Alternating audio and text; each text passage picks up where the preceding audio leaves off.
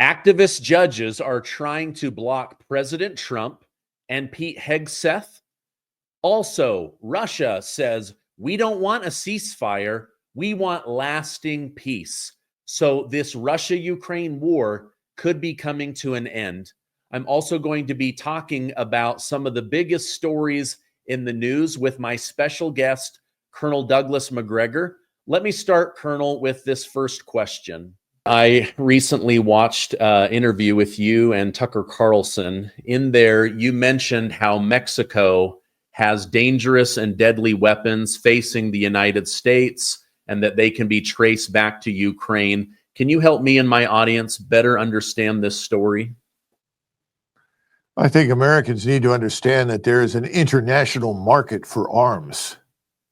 And Ukraine has been a blessing to the international arms market because organizations, terrorist organizations, criminal organizations that want to gain access to military quality weaponry are in that market. Now, some of these things end up being sold down in Kosovo, Bosnia-Herzegovina. Other things end up in different places. But the point is that once you deliver, let us say 50 AK-47s or 50 machine guns of some kind or assault rifles, you have to reckon in Ukraine that maybe as much as half of it will disappear into the shadows. And then they end up in places like Mexico. Mexico's not the only one. They end up in places in Central Africa, wherever there's conflict, wherever there's a need for it. And we have people on film down in Mexico walking around with Javelin missiles on their backs. So we know the stuff has reached the cartels, and the cartels are flush with cash. So it's a great business for criminals. Okay. Yeah, the Russia-Ukraine war is something that you and I have covered together for about 3 years now. I read that Ukraine is ready for a ceasefire. Russia responded, we don't want a ceasefire. We want lasting peace. How do we get there in your mind with Trump in America wanting the war to end, but leaders in Europe wanting this war to continue? I think there are several things that we need to do. First of all, whatever the Europeans are saying, and at this point, the only two states who've said that they really want to send troops to Western Ukraine under certain circumstances, presumably as peacekeepers or more than combatants, are Great Britain and France. Both of them have very small forces. The populations in those countries do not support the commitment of ground forces in Ukraine for any particular purpose. The governments are very weak. I don't think that they will last. In fact, I think they'll be gone within the next 6 to 12 months. The second thing is the Europeans cannot undertake anything of substance without us. And if President Trump simply says, you're a sovereign state, Great Britain, you're a sovereign state, France, if this is a decision you want to make, and this is something you want to do, you are certainly free to do it, but you will do it without any help or assistance from us. Because our number one goal is not just peace in Ukraine. Our number one goal is to normalize relations with Russia, to get to a position where we can do business with each other without fear of interference from the usual suspects on the Hill who are busy trying to create sanctions and impose measures of a penal nature on Russia. We want to get out of this vicious, endless cycle of Russia hatred and Russia paranoia. It's stupid. It's unnecessary. I know President Trump wants to get past that. So how do you get there from here? The Russians have said for a very long time, at least over the last 2 years repeatedly, they're not interested in a ceasefire. Why do they not have an interest in a ceasefire? Because from their standpoint, the ceasefire just buys time for the Ukrainians to rest, refit, and potentially find more weapons with which to attack Russia. That's not their interest. They've said, we're happy to negotiate while we continue to fight. And then we can look at what is possible. But we're not going to sign on for a ceasefire. And the worst part of this is that we're offering a ceasefire on behalf of Ukraine when President Trump has turned around and said, I'm resuming military aid to Ukraine. Well, why would you resume aid to this regime that you are trying to push into peace if you're serious about peace? It makes absolutely no sense. And I've said for months that the precondition is very simple. End all forms of military aid immediately. That involves intelligence sharing, anything. And then secondly, withdraw our technical support. People in Ukraine who are in uniform, out of uniform, intelligence, doesn't make any difference. All American citizens get out. Now, why is that important? Because that's a clear signal to Ukraine that we're not supporting you anymore. If you're going to try and fight this, you're on your own. The moment you do that, Ukrainians will cease and desist, Stephen. They can't operate on their own for very long. And the Russians know this. And I think the Russians are really perplexed by our behavior because they do believe that President Trump is sincere, but his actions don't support that sincerity. So I think there's a lot of confusion and incoherence right now in the conduct of our foreign and defense policy. Okay. I, for one, thought it was great when he cut off the intelligence, the aid, the equipment. I was shocked to see him resume so quickly. My only thought was, okay, his first impeachment came from Democrats not liking the way he behaved with Zelensky and Ukraine. Could that play a role in not wanting to get caught up in another impeachment? Do you think he's under a lot of pressure from, the NATO leaders? I guess I don't understand why he resumed. I think that people probably told him, if you do not resume this, then you have no bargaining chip at the game, at the gaming table. You see, these people think that they're dealing with some sort of gambling operation. You've heard people say, well, you don't hold the cards. What are your cards? And so forth. That's bad juju, frankly. We're talking about a very serious conflict that has always had the potential to spin out of control and involve more European states in it. That is not over. As long as the fighting lasts, that potential to spin out of control is quite real. So we need to stop talking in those terms. Secondly, we have no leverage. Only leverage we have is with the Ukrainians. And that's why the Russians look at us and say, if you want to end this, remove this government, get this man Zelensky out. To pretend that Zelensky is an independent operator, that somehow or another he miraculously showed up without any influence from us, is absurd. He's there because the people that we put on the ground in Ukraine that installed this government in 2014 wanted him to be there. We made the deals with the various oligarchs to pick him up, this former actor, and install him as the president of Ukraine. Now, he's long since outlived his usefulness, let's put it that way, to us as a puppet. So let's get rid of him, be done with it. And the other thing is, we could hold elections in that country. If we're serious, we could invite the Organization of Security and Cooperation in Europe in, let them monitor this, and pick a new government. We could also find people in Ukraine who are willing to serve in an interim government, who are not committed to this endless war, because Zelensky and his friends are committed to it. They're in a position that's frankly not very different from Netanyahu. The moment they sign on for peace, they're finished. The moment Netanyahu says, okay, we're stopping, he's finished. That's the problem. So getting them out is necessary. We have the instrumentalities to do that. I'm not talking about assassinating the man per se, but we can remove him and we can end this phony government in Kyiv. I had read that Trump was hopeful that there would be elections in Ukraine, that they could bring somebody else in. Do you think that the Zelensky White House blowup that happened 10 days ago or so, do you believe that that was a setup in order to pressure Trump and the United States into giving more money to the war? Or do you think that that was a natural misunderstanding? First of all, I don't know. I know that the individual responsible for the meeting was Secretary of State Rubio. And Secretary of State Rubio is a newcomer to the peace initiative. He has always supported all of the warlike measures.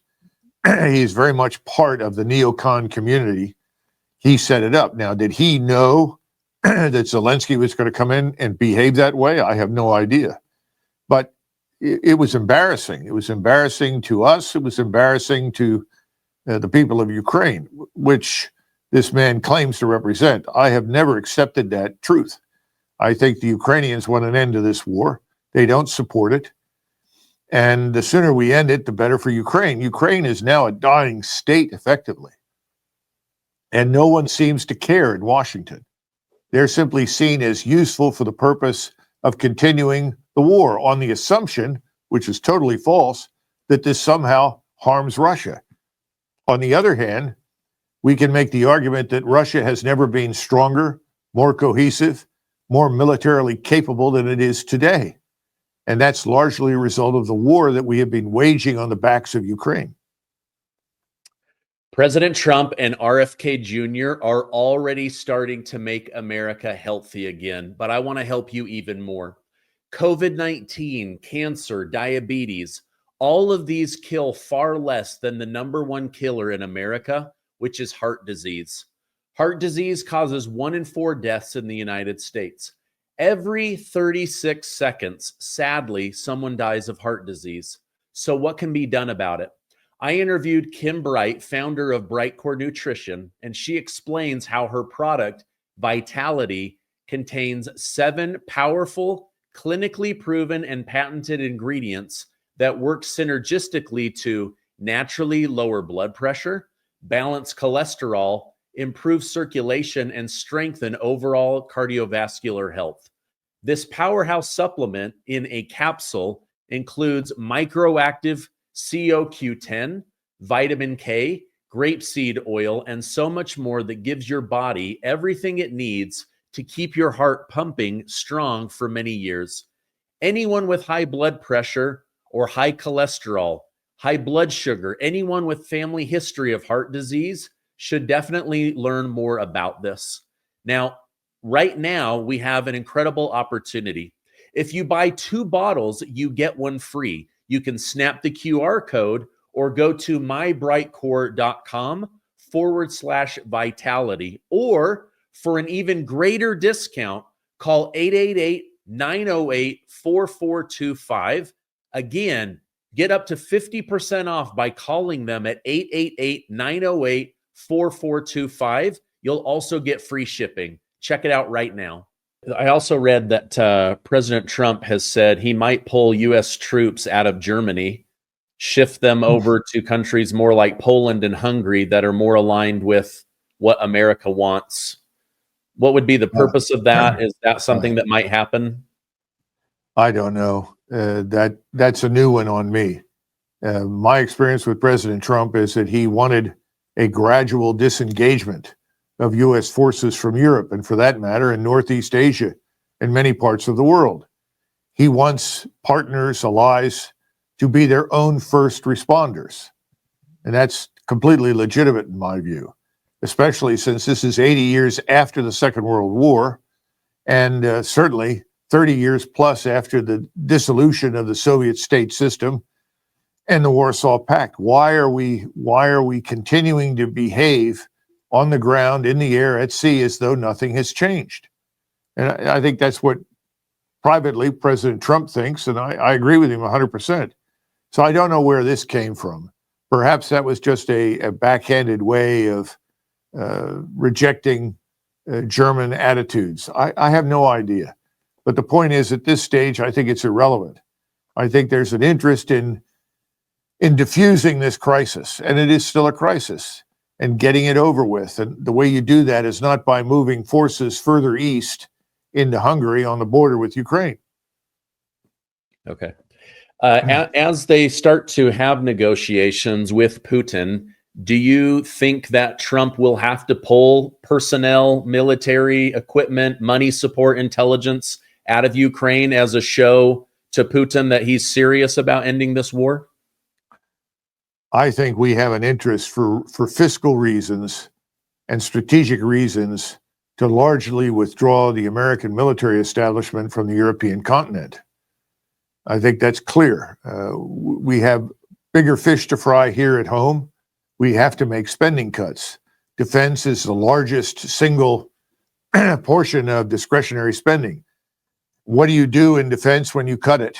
You cut from the outside in. You reduce your overseas presence and you bring forces back and you shrink your budget accordingly. So that's one thing that we want to do, regardless of all the other issues. And yes, I think it's very important that we understand that the Russians, from the very beginning, go back and look at the proposals they submitted in December of 2021, before the war began. And they were looking for a larger solution that involved restoring confidence measures. In other words, dictating in advance where forces would go and when they would go, how many would go, and whether or not there would be observers there from Russia, from NATO, and so forth. That's something we ought to go back to. I don't know that we can at this stage, because I don't know that Europe is prepared for all of that. I think, truthfully, the European populations have to go to the polls. They have to signal their rejection of all of these previous policies. I think that's going to happen. I think it's begun, but I think it's going to have to go further. And frankly, there's not that much we can do to influence it, except to do, as I said earlier, President Trump simply needs to say, look, we don't want this war. And if you are going to insist on perpetuating this conflict, you're going to do it on your own, because that is not in the interest of the United States. We don't think it's in the interest of Europe. Yeah. I mean, I take President Trump at his word when he says he wants this to end. Just within the last couple days, he was with the Prime Minister of Ireland, and the Ukraine war came up, and he said 2,500 young people died just last week. Like, we've got to end this. I know that even though he's not Ukrainian, it seems to really weigh on him that every week that goes by is thousands of more humans dead. That really does seem to bother him. Speaking of that, I have to imagine that you were on Ukraine's kill list for openly talking about the Russia-Ukraine war. I'm on that kill list. Alex Jones has posited this week that the journalist at InfoWars that was killed could have been related to Ukraine. He's now saying General Michael Flynn and others high up are warning him to get security, that there is communique and chatter about Zelensky and Ukraine coming after journalists in America. Any truth to that? Is this possibly just paranoia? I think we have to treat the threat seriously. The problem, of course, is that most of us cannot afford private security. So most of us should be armed and prepared.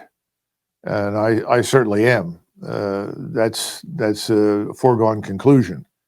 So it may be possible to kill me, but it won't be easy. Let's put it that way.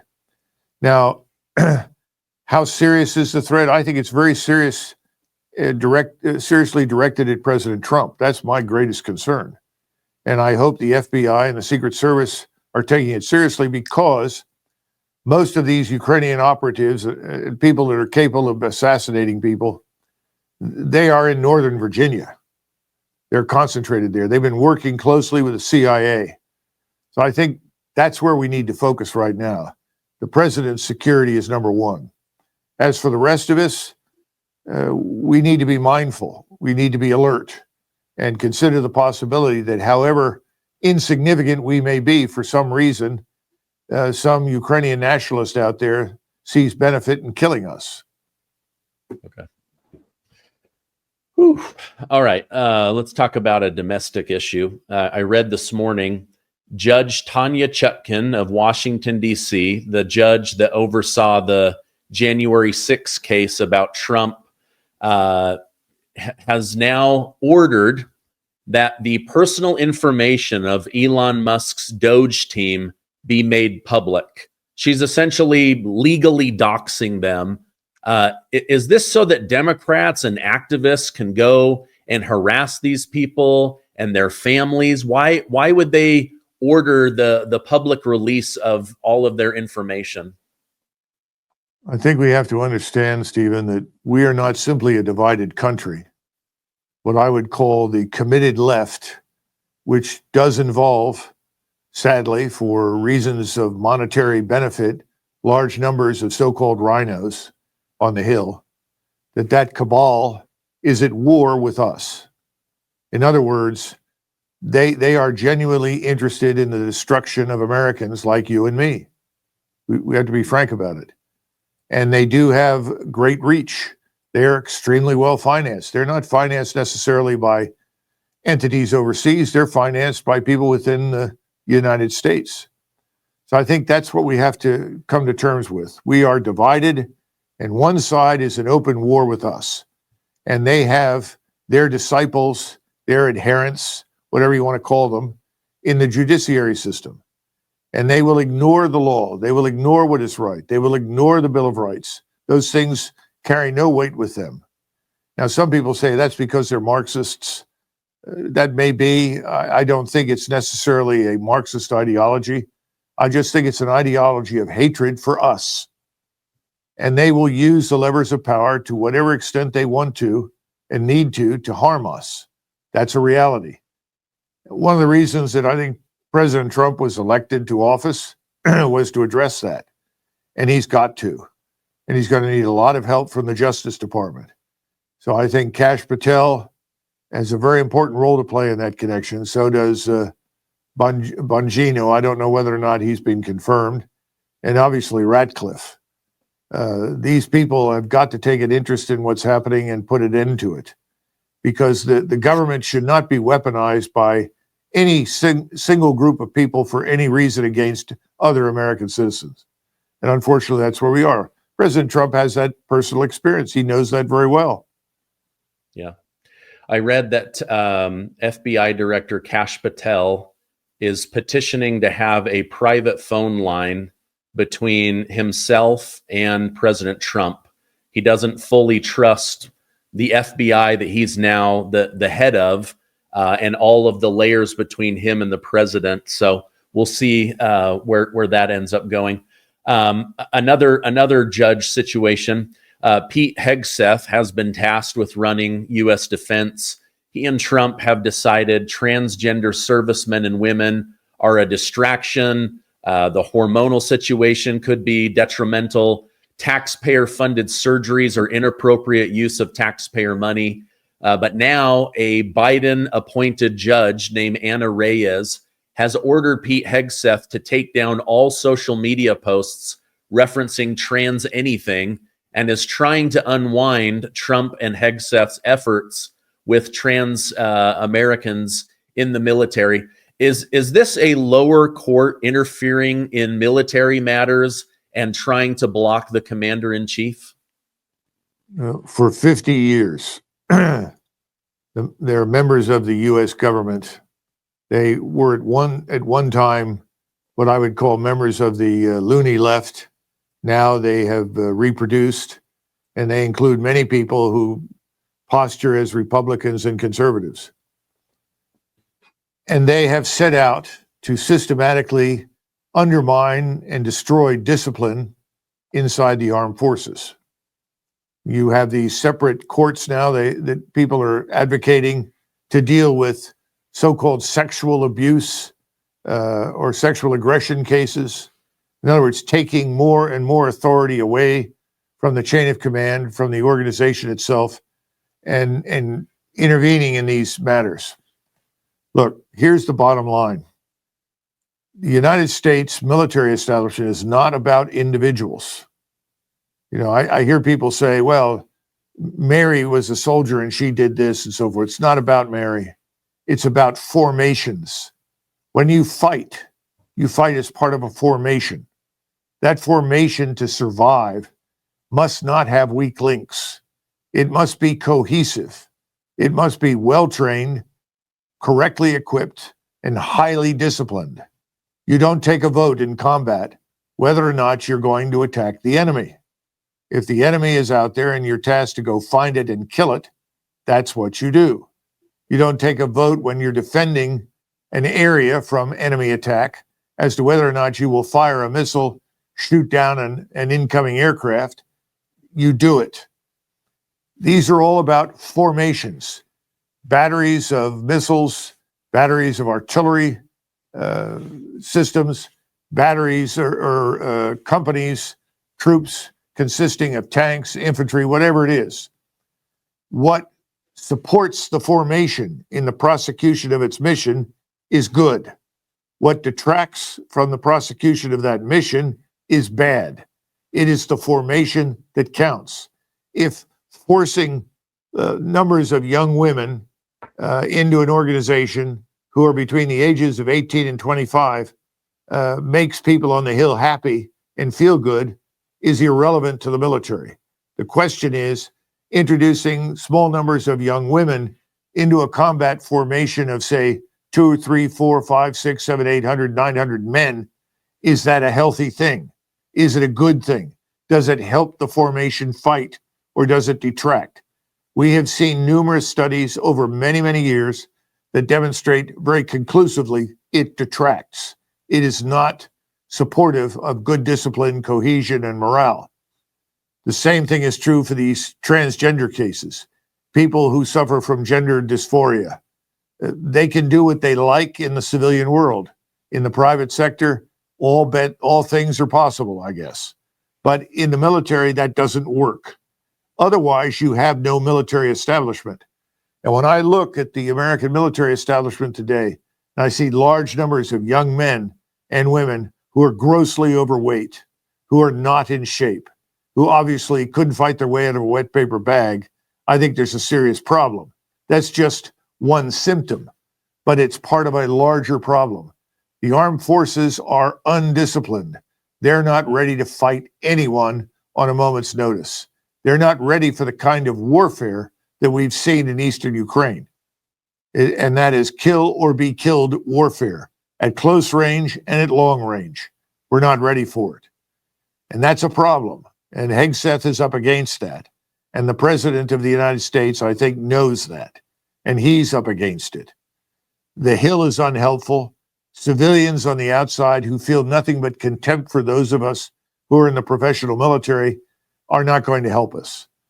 But someone has to insulate us from this deteriorating situation inside the society.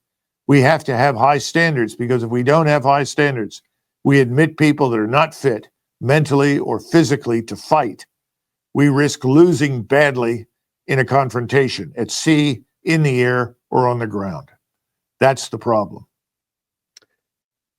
Would it help if high schools and junior highs went back to making physical education a bigger part? I see these old films from what high school was like in the 40s and 50s. People are doing pull-ups, they're running, mazes, they're doing all this stuff. It seems like it was making sure that men were healthy, strong, high testosterone, ability to fight or make more babies. And now it's just very, very soft. Is that where it needs to start? Because otherwise, I don't know that Pete Hegseth has much material to work with. Well, that's a legitimate question. I think there is good human material out there. There may not be as much of it as we would like at this point in time, because we've seen this feminization of men. We've seen the emasculation of men. Anything that smacks of aggressiveness in a man in any way, shape, or form is treated as a disease that needs to be cured. That's a social problem. But in the military, we can't be bothered solving those problems. We have to do what is necessary to build and field effective forces. And men do not want to be led into combat by Pee Wee Herman or any number of other strange characters that come out of Hollywood. They want to be able to respect and admire officers who lead from the front, officers who are willing to lay down their lives on the battlefield, officers that are fit intelligent, and demonstrate competence. That's what soldiers expect. At the same time, officers must demand that the soldiers they lead are in equally good physical condition as they are. We cannot put up with large numbers of fat people because we're told, well, that's all you're going to get. From the very beginning of this terrible nightmare that we're in right now, I have always said, if we have to get smaller, let's get smaller, but let's get better. Let's not get worse. Well, we've gotten a lot worse. We need to get a hell of a lot better. And if that means that we take in fewer and fewer survive the initial period of time called basic training or advanced individual training, and they can't make the grade, that's fine. If we start with 100 and we end up with 20, at least we know those 20 will be good soldiers, sailors, airmen, or Marines who can do their jobs properly under pressure in combat. That's what we want. Okay. This is my 5th year of covering politics. I've never seen Democrats work so hard in my life, but it's not for abortion. It's not for lowering taxes. It's not for illegal immigrants. It's to keep corrupt programs like USAID, corruption within Social Security going. Do you find it odd that they are fighting so hard to keep fraud versus being disgusted that it exists? No, not at all. I've watched them for years. And whenever you try to explain what's really happening, that USAID and the National Endowment for Democracy, as example, are actively subverting other people's governments, that they are intruding in other people's societies and introducing LGBTQ programs and actions that those societies resist and do not want, they scoff at you. The problem is that we've got a large number of people now on the Hill that are convinced that they have a monopoly on truth, that whatever they say or do is righteous, and whatever anyone who objects to what they want to do is fundamentally bad, and therefore is unacceptable. This has led us down a very, very dangerous road of decay and deterioration. Our forces are weak, not because we don't have good technology. We could use some new infusions of different technologies. No one disputes that, but it's weak because of the human capital problem. And that's what we have to develop, and that's what we have to build. It's the same thing if you go into most of the public high schools. How many people are graduating in many public high schools every year in large urban areas that are functionally illiterate? Well, then why do we graduate them? Why do we confer a high school degree on someone who can barely read and write? Well, we're told that that's necessary. Why is that necessary? We have to be very clear about what we're trying to produce. We don't need to produce people who are frankly incapable of performing effectively within our societies. If they cannot perform effectively through the normal system, we have to build new systems that will find them employment, that will prepare them for something else. We've resisted this for decades. Go read the bell curve. Go read any number of books on this subject. I think it was Irving Kristol that wrote a book about the destruction of Western education. There are so many out there. People have been warning us for years, for decades, of this problem. Everyone's turned a deaf ear to it. And it's the notion that everyone gets a gold star.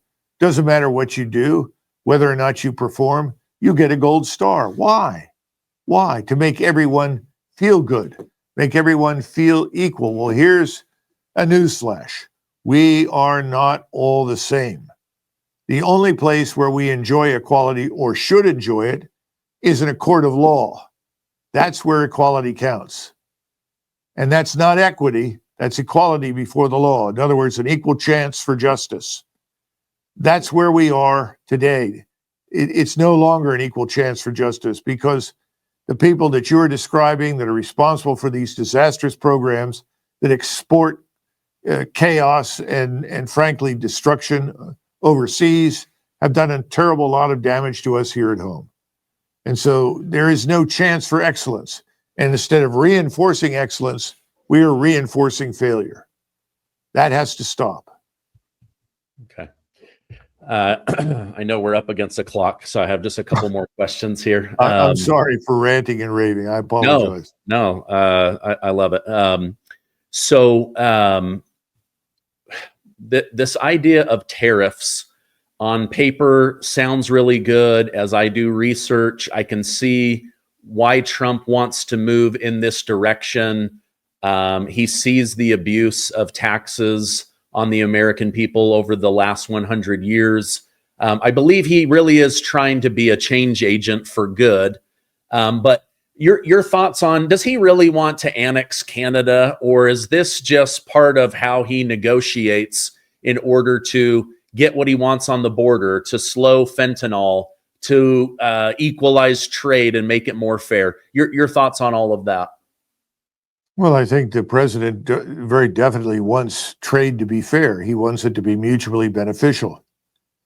The problem with a tariff is always a double-edged sword. It cuts in two directions. It cuts at home and it cuts overseas. And they have to be used, tariffs, very judiciously, not carelessly. The second issue is what's changed in the world since 2020, and I would argue a great deal.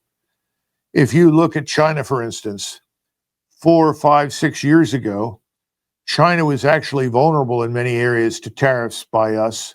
They aren't anymore. In fact, they've adjusted their trade relations, and their big markets are no longer the United States. It's the rest of the world, Southeast Asia, India, the Middle East, Africa, and Europe. And this is not going to change.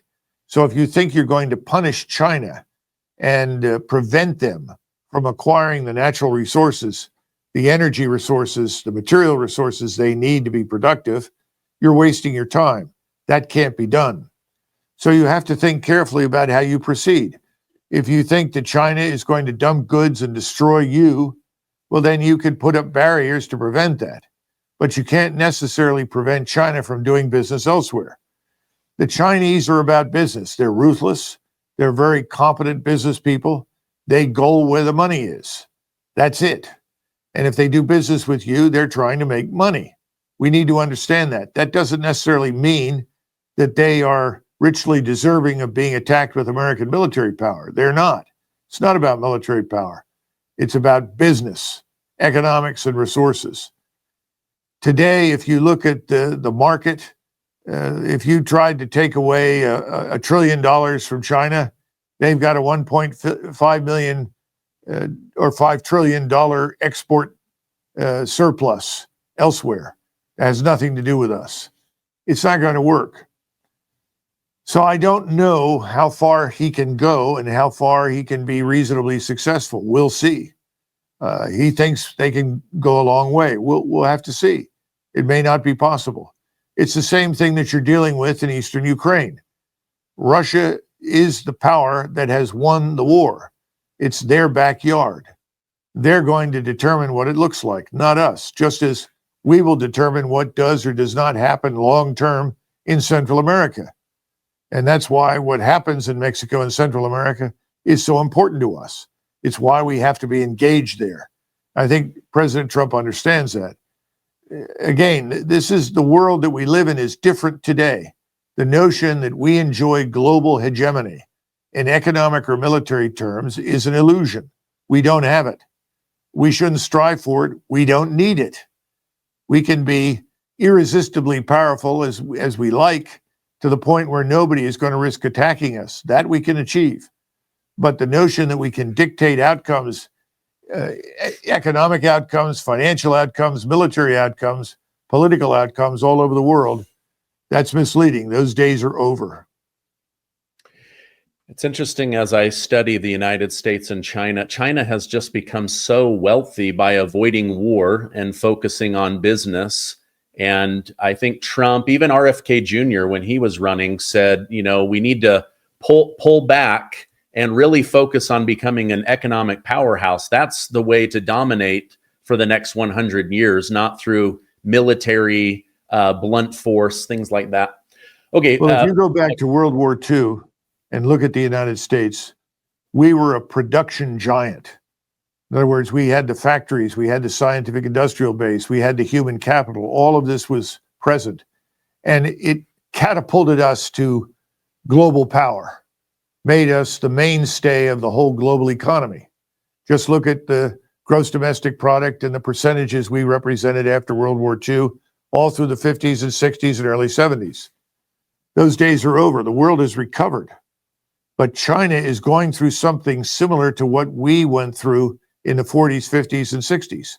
This huge burst of energy and power. Now, it's never permanent. It's not permanent for us. It won't be permanent for them. But we have to understand what it means. And you don't cope with this or deal with it by going to war. The British Empire went to war stupidly against Germany, largely because Germany was this economic juggernaut. In 1914, by 1900, Germany had surpassed everyone in the world in terms of steel production except the United States. Go and look at steel production, look at energy production, all of these things, and Britain was afraid. Britain could have accommodated Germany. It could have benefited from Germany, and the Germans wanted to do business with the British. But Britons decided to try and destroy Germany because they saw it as a dangerous competitor. What was the outcome? Britain was destroyed. Germany recovered after World War I. Britain did not. And World War II finished Britain off completely when it did not have to do that. It did not have to sacrifice everything, its national power, its status in the world. And we are now very much like Great Britain. We're at a point now where, depending upon what we do, we will either survive and flourish by accommodating, compromising, and recognizing that the world has changed. We live in a different world and we can do business with everybody, but we can ultimately tinker with the trade relations. We can have an impact there to make sure that it's mutually beneficial. Or we can go to war, in which case we will be destroyed much as Britain was. Okay. Colonel Macgregor, I know you got a busy day ahead of you. Thank you so much for taking time out to come and speak with me and my community. If people want to follow you online, where can I point them? Well, I would say ourcountryourchoice.com. That's the best place to go and see OCOC's website. Obviously, I'm all over YouTube and in various podcasts with people like you. And that works well. But, then there's, of course, my website, futuredefense.com or douglasmacgregor.com. Just Google it. You'll find it. And I thank everybody for their interest and support that they've given me and given Our Country, Our Choice. It's most welcome. We appreciate it. Okay. I'll put those direct links so people can find it easily. Thank you so much. I hope you have a great rest of your day. Hey, thank you, Stephen.